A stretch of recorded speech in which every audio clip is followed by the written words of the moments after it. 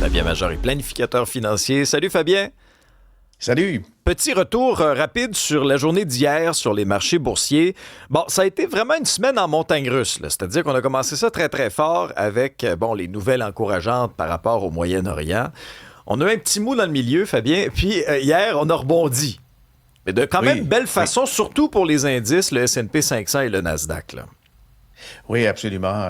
Beau rebond, mais le Dow Jones, lui, progressé quand même de 327 points. 1% pour le S&P 500, Nasdaq 100, c'est 2,3. Et le Dow qui teste même un autre sommet record. Alors, c'est une année très, très particulière, encore une fois. Et les semi-conducteurs sont en vedette. Les actions d'Intel ont bondi de plus de 10% après l'annonce d'un accord avec Apple. Micron a grimpé de 8% avant ses résultats. Nvidia, ça a repris 2%. AMD et Broadcom ont avancé de plus de 4%. Mais ça, c'est incroyable. Si vous pouvez voir des chiffres cette année, l'indice des semi-conducteurs, là, on parle de plus de 100% de rendement et ça fait plusieurs années. On regarde les résultats sur quelque chose comme 5 ans, c'est plus de 40% par année. C'est quand même phénoménal, mais il faut absolument parler du marché obligataire qui, lui, se retourne.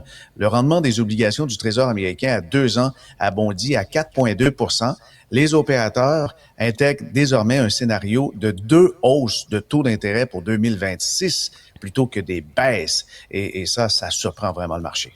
Bon, alors c'est férié aujourd'hui, par contre, à la bourse. Un mot sur Kevin Warsh, celui qui succède à Jerome Powell à la tête de la Fed. Bon, on connaît là, la relation très difficile entre Donald Trump et Powell. Il l'appelait même Too Late Powell. Il l'avait surnommé. Lui, Trump voulait des baisses de taux d'intérêt. Powell lui tenait tête. Là, Warsh a rendu sa décision cette semaine. Il n'a pas bougé, là. Qu'est-ce que tu as pensé de sa façon de faire? Quelle est ta vision? Ben, je crois que ça va être un autre faire-valoir de Trump parce que définitivement, ça plaît pas. Il veut qu'on baisse les taux et Kevin Warsh n'indique rien du tout. C'est complètement un revirement par rapport à la philosophie précédente parce que lui, il dit quand même depuis 10 ans, arrêtez donc de parler autant, réfléchissez plus, parlez moins. Il juge que la transparence de Powell était contre-productive et ça donnait trop d'indices des directions de marché et ça pouvait permettre même de la spéculation. Alors, trop de promesses, trop d'indices, la Fed doit ensuite respecter ses promesses. Et c'est là qu'il dit, non, nous, on va être silencieux et on décide, et c'est annoncé publiquement quand on le fait, mais on va pas faire de grandes annonces ou encore laisser des indices traîner. Moins d'interprétation, il y aura plus de volatilité, surtout lors des annonces, là. Mais le caillou dans le soulier, c'est certainement l'inflation à 4,2%. C'est le taux le plus haut depuis 2023 à cause du choc pétrolier iranien. Et on entendait précédemment, ça n'a pas l'air de se terminer comme on le souhaite, là. Trump veut des baisses de taux, mais Warsh doit montrer son indépendance dès le départ, autrement la Fed ne sera pas prise au sérieux. Oui, puis il en va de sa crédibilité aussi, mais le président Trump a réagi, là. D'ailleurs, à la suite de cette annonce-là, je fais confiance au gars, ça va bien aller. C'est très différent de ces réactions très épidermiques qu'il y avait avec Powell. Puis par rapport à l'inflation, il adore ça, l'inflation. Il adore ça, Fabien, le président de l'inflation. Puis l'inflation, dès que ça va être réglé là, au Moyen-Orient, là, pouf, ça va baisser. Oui, il adore l'inflation, mais il n'adorera peut-être pas les conséquences lors des élections de novembre, hein? Alors, on connaît les investissements, par exemple, en bourse, dans l'immobilier, mais là, depuis quelque temps, il y a une folie entourant les cartes, notamment les cartes Pokémon. Et là, ça fait suite à une manchette des jeunes qui ont été arrêtés, puis il y avait tout un stratagème pour voler du monde. C'est rendu complètement fou, Fabien. Oui, c'est complètement fou. Il faut savoir aussi que certaines cartes valent plus qu'une maison. Mais l'inverse est aussi vrai, là. Mais la bourse, il n'y a pas trop de drame. C'est fait pour la durée. Puis, il y en a qui s'amusent à faire des comparables. Par exemple, si en 1999, vous aviez acheté des parts pour 30 $ du SP 500, ça vaut 250 pièces aujourd'hui. C'est long. 250 pièces, c'est pas énorme, mais on est parti de 30. On se dit, ouais, c'est quand même pas si mal. Si vous avez fait ça avec la carte Pokémon Charizard, PSA 10. La valeur du 30 pièces aujourd'hui, c'est 550 000 $. Voyons donc.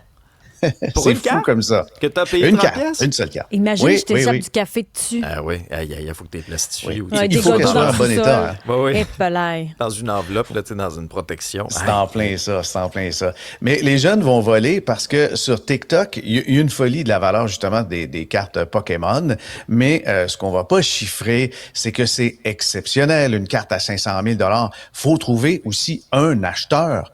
Le SP500, lui, on peut revendre n'importe quand. C'est ultra liquide, là. Mais je pense qu'il faut retenir quelque chose. C'est que les objets de collection, c'est de la passion. C'est pas un plan de retraite. Le rendement composé silencieux, ça gagne presque toujours contre le jackpot espéré qui, lui, peut même vous mener en prison. Et avant qu'on se quitte, cette histoire-là est fascinante, OK? Une fortune, on parle de 17 milliards de dollars, qui sera divisée entre 106 enfants. Et là, c'est l'histoire derrière les chiffres qui est incroyable. Oui, oui. Pavel Durov, vous avez peut-être entendu ce nom-là. Non, ce n'est pas un joueur de hockey. Il est fondateur de Telegram. Il vaut cette fortune-là. Il y a 6 enfants officiellement, mais le gars s'amuse dans ses loisirs. Il y en a qui Mot-clé officiellement. Mot-clé Oui, officiellement dans ta phrase. 6 enfants officiellement. Officiellement. Mais il y en a que c'est des cartes Pokémon, les loisirs, mais lui, c'est faire des dons de sperme. Et voilà. Il a plus de 100 enfants en plus de ces 6 officiels dans 12 pays. Et lui dit, ce sont mes enfants, ils ont tous la même chose et dans mon testament, ils valent tous exactement la même chose. On parle quand même de 132 millions de dollars par enfant en théorie. Et lui, il s'est fait un testament où est-ce que l'argent sera disponible. Mais attendez, dans quand même quelques années, dès 2055. Alors lui a fait ça de façon tout à fait légale, comme on entend parler au Québec. On appelle ça une fiducie testamentaire. On protège l'héritier de l'héritage. L'outil est bon, mais l'ampleur, c'est du jamais vu. Il y a quelques contraintes aussi, des contraintes légales, parce que certains pays ne permettent pas de donner des héritages à des enfants inconnus. Mais est-ce qu'il les a tous rencontrés? Sont-ils tous invités à Noël? Je me demande. Il a peut-être rencontré les éprouvettes, par exemple. Ah, peut-être. Alors, message à Patrick Huard. Peut-être qu'on aura une autre suite pour Starbucks. Pour rester un bon Starbucks, filon. c'est vrai. Merci, Fabien. Bye.